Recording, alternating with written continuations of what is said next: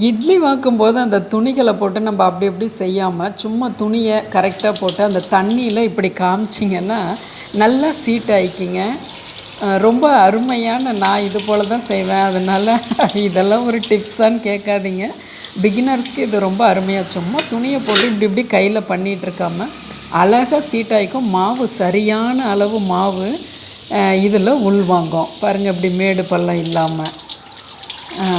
ஆனா, நீங்க அந்த குக்கர் இட்லியெல்லாம் அவாய்ட் பண்ணிட்டு, இது போல துணி இட்லியில காட்டன் துணி போட்டு சாப்பிட்டு பாருங்க.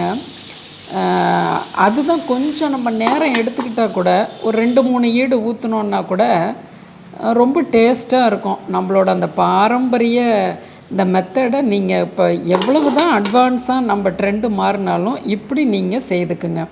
அடுத்த டிப்ஸு முருங்கக்கா எனக்கு ரொம்ப பிடிச்சவங்க கொண்டு வந்து கொடுத்தது. அவங்களோட மரத்துலேருந்து. உங்களுக்கு வந்து முருங்கைக்காய் பிடிக்கலன்னா கூட, அவங்க அந்த ஒவ்வொரு காயும் பறிக்கும்போது நம்மள நினச்சி, அவங்க அந்த பறித்து கொண்டு வரும்போது, அதில் உள்ள அன்பை நாம் இது பண்ணிக்கணும். இதுக்காக நம்ம இன்னும் தரணுமே, நமக்கு வேறு முருங்கைக்காய் பிடிக்காதே, இது போல் நம்மளும் திரும்பி ரிட்டன் ஏதாவது கொடுக்கணுமே, ரிட்டன் கிஃப்டாக அப்படியெல்லாம் நீங்கள் நினைக்காதீங்க. அன்புக்கு உண்டோ அடைக்கும் தாள். இதிலெல்லாம் வந்து நீங்கள் அப்படி ரொம்ப யோசிக்கக்கூடாது. நிறைய இருந்ததுன்னா அக்கம் பக்கம் வீடுகளுக்கு கொடுக்கும்போதும் நமக்கு ஒரு ஆத்ம திருப்தி கிடைக்கும். அடுத்தது அடுத்த டிப்ஸு மருந்துகளை நம்ம மருந்து மாத்திரைகளை ஆயின்மெண்ட்டெல்லாம் வைக்கும்போது இது போல் வச்சுக்கிறோம். அது குடும்ப நபர்களுக்கு தகுந்த மாதிரி 2 டியூபும் இருக்கும், 4, 5 இருக்கும். மாத்திரைகள் நிறைய இருக்கும், கம்மியாக இருக்கும். இந்த வருடங்களை நீங்கள் போட்டு வச்சுக்கோங்க. பாருங்கள், 5வது மாதம் 25வது வருஷம் வரையிலும் இதை யூஸ் பண்ணலாங்கிறதுக்காக இப்படி நீங்கள் போட்டு பெரியவங்க வீட்டுக்கெல்லாம் போனீங்கன்னா இது போல் கொஞ்சம் ஹெல்ப் பண்ணிட்டு வாங்க. அதை போட்டு ஒரே இடத்துலையே அந்த மாத்திரைகளையும் இதுக்கு இந்த பாருங்கள், சுருக்கு பை போல் இது நான் வச்சுருக்கேன் பாருங்களேன். இது போல் இப்படி வச்சுக்கிட்டிங்கன்னா டக்குன்னு அப்படியே மேலே உருவி அதை பார்த்துக்கலாம். காலை மாலை இரவு அது போல் இப்படியெல்லாம் இப்போ நிறைய கிடைக்குது. உங்களுக்கு வந்து அந்த ஃபேன்சி ஸ்டோர்லலாம் கிடைக்கும். இது போல் நீங்கள் வச்சுக்கோங்க. இதை ஒரே இடத்துல வச்சுக்கிறோமா, இதை கொண்டுட்டு போய் நீங்கள் கிச்சனில் வைக்கக்கூடாது. உணவு சமைக்கக்கூடிய இடங்களில் மருந்துகளை வைக்க வேண்டாம். மற்ற இடத்துல நீங்கள் அந்த மருந்துகளை வச்சுக்கலாம்.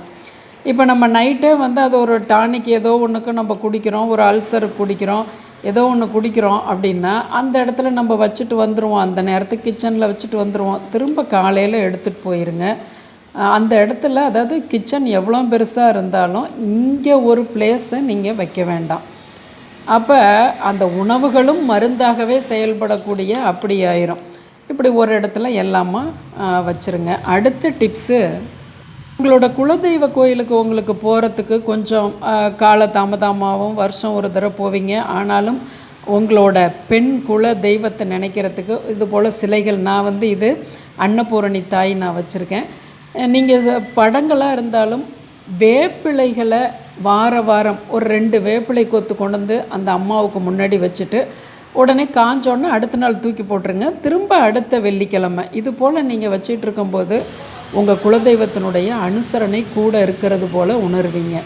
வீட்டுக்கு முன்னாடி ஒரு சின்ன இடமா இருந்தால் கூட ஒரு மருதாணி செடியை வச்சு வெள்ளிக்கிழமை அதுக்கு 2 மல்லிகை பூக்களை போட்டு தண்ணி ஊற்றி வரும்போது எவ்வளோ பெரிய வாஸ்து குற்றமும் விலகும்.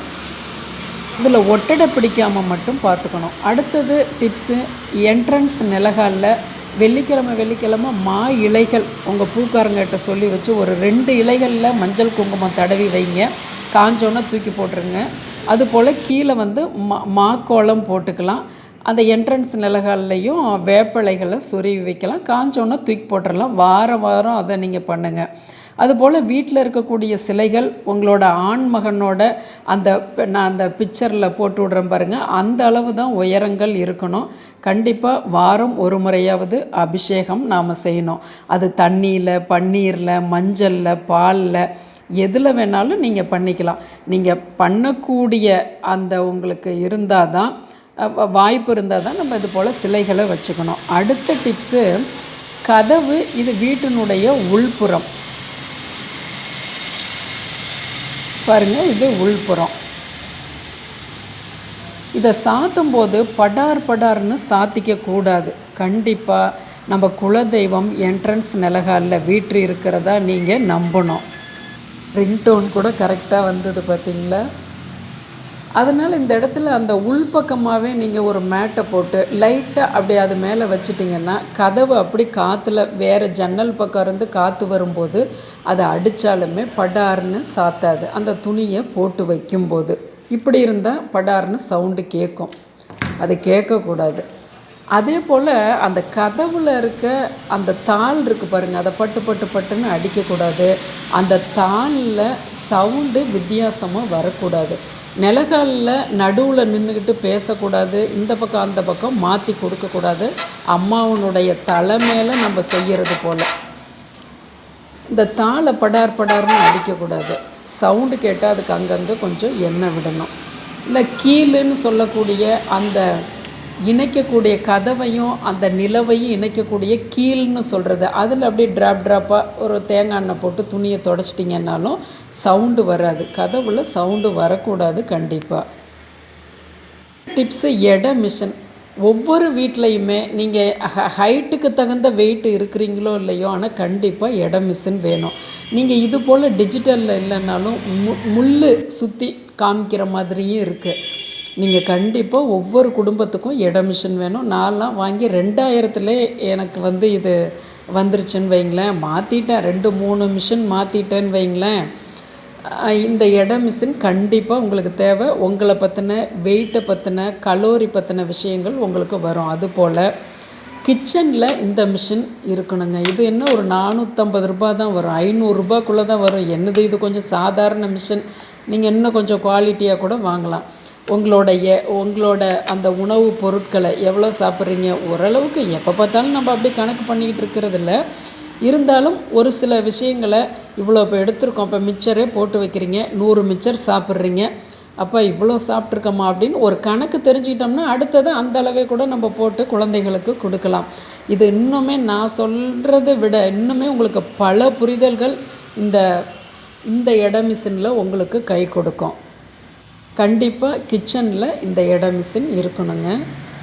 நான் சொல்லக்கூடிய டிப்ஸ் எல்லாம் உங்களுக்கு பிடிச்சிருந்ததுன்னா உங்கள் விட்டுறவங்களுக்கு ஷேர் பண்ணுங்கள். அடுத்த டிப்ஸு உள்பக்கமாக இருக்கக்கூடிய அந்த என்ட்ரன்ஸ் நிலகாலுக்கும் மேலே உள்பக்கம் இந்த இடத்துல ஒரு ஹூக் பண்ணி பௌர்ணமிக்கு ஏலக்காய் மூட்டை அங்கே கட்டி தொங்க விடுறது.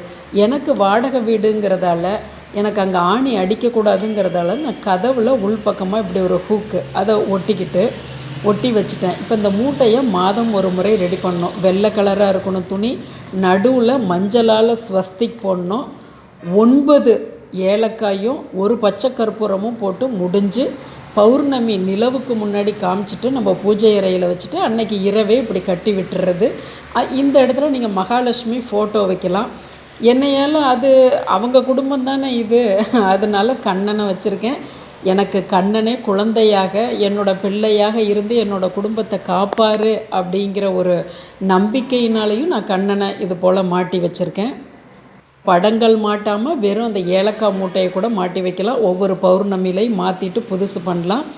அதில் தினமுமே மல்லிகை பூக்களை அதில் வைக்கிறது, அதாவது ஜாதி மல்லி, அப்போ குண்டு மல்லி, முல்லைப்பூ, இது போல் நீங்கள் டெய்லியும் வச்சு அதுக்கு தூப தீபம் வீட்டு ஆராதனை பூஜைக்கு பண்ணும்போது, பூஜை அறைக்கு பண்ணும்போது இங்கேயும் நீங்கள் பண்ணி வைக்கலாம்.